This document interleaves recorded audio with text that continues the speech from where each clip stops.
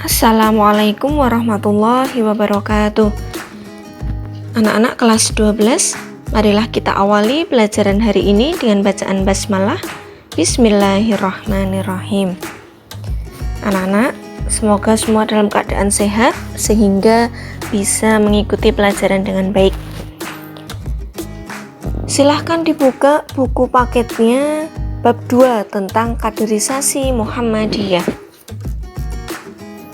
Untuk tujuan pembelajarannya, nanti peserta didik diharapkan dapat menjelaskan pengertian kader dan kaderisasi serta tujuan perkaderan Muhammadiyah, jalur kaderisasi, jenis dan bentuk perkaderan Muhammadiyah, ya.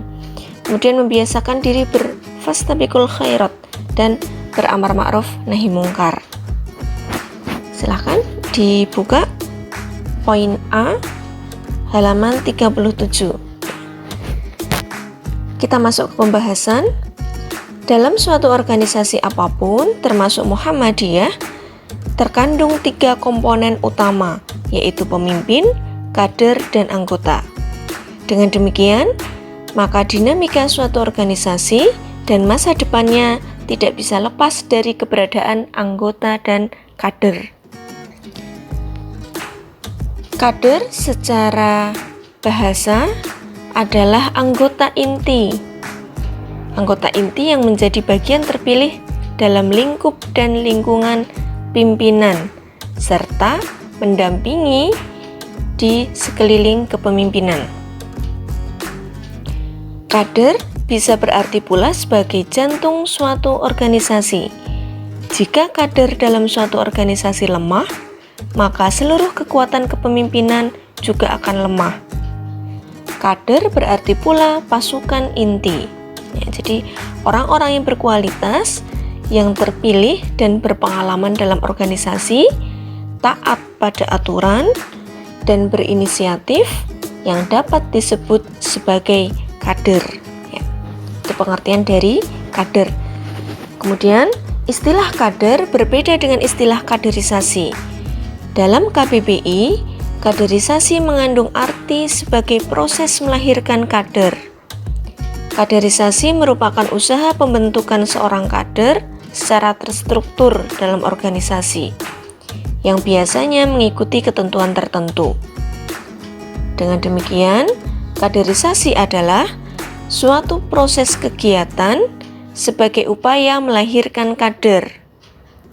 Sedangkan kader adalah sosok individu atau kolektif yang menjadi tulang punggung organisasi.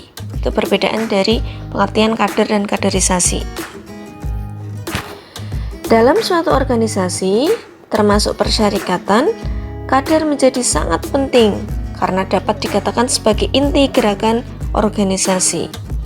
Di samping itu, kader juga merupakan syarat penting bagi berlangsungnya regenerasi kepemimpinan.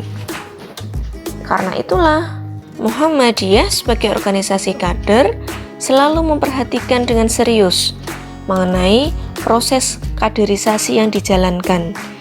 Jadi kalau tadi kaderisasi itu kegiatannya, jadi kegiatan atau ya proses untuk melahirkan kader itu disebut kaderisasi. Kalau kader itu orangnya, gitu ya. Kemudian poin berikutnya, Muhammadiyah sebagai organisasi kader. Semasa Kiai Haji Ahmad Dahlan, kegiatan yang dapat dikategorikan perkaderan ditunjukkan dengan upaya-upaya beliau dalam membina angkatan muda untuk belajar mengembangkan misi gerakan Muhammadiyah, khususnya bagi umat Islam. Jadi sudah dilakukan oleh Kiai Haji Ahmad Dahlan pada waktu itu.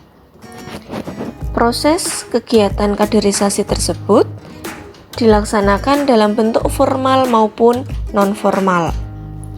Sedangkan pada masa sekarang, proses kaderisasi Muhammadiyah dilaksanakan melalui 4 jalur, yaitu keluarga, amal usaha, ortom, dan program khusus yang diselenggarakan oleh Majelis Pendidikan Kader atau disingkat MPK.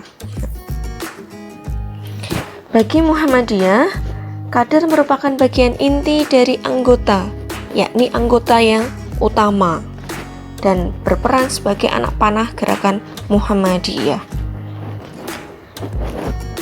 Nah, sekarang adapun potensi sumber daya kader dan anggota yang dimiliki oleh Muhammadiyah, yaitu jumlah anggota dan simpatisan yang banyak dan tersebar di berbagai bidang keahlian.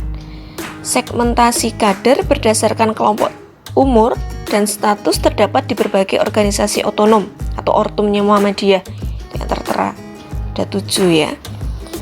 Kemudian jumlah siswa dan mahasiswa di perguruan Muhammadiyah sangat banyak.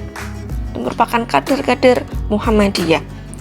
Keluarga, tokoh dan anggota Muhammadiyah merupakan sumber kader dan anggota yang banyak. Jaringan vertikal dan horizontal persyarikatan mulai dari pimpinan ranting hingga pimpinan pusat yang tersebar di seluruh Nusantara. Kemudian amal usaha Muhammadiyah yang melimpah. Kemudian jaringan Muhammadiyah dengan organisasi yang sejenis juga banyak. Dan sistem perkaderan Muhammadiyah yang mapan. Begitu anak-anak, sampai di sini dulu. Kita lanjutkan minggu depan. Semoga bermanfaat. Nanti untuk minggu depan kita langsung masuk ke tujuan perkaderan Muhammadiyah, jalur kaderisasi Muhammadiyah, dan seterusnya. Kemudian bentuk kadernya, bentuk perkaderannya seperti apa. Gitu. Sampai di sini dulu Bu Ivin akhiri. Kita akhiri dengan bacaan hamdalah alhamdulillahirabbil alamin. Wassalamualaikum warahmatullahi wabarakatuh.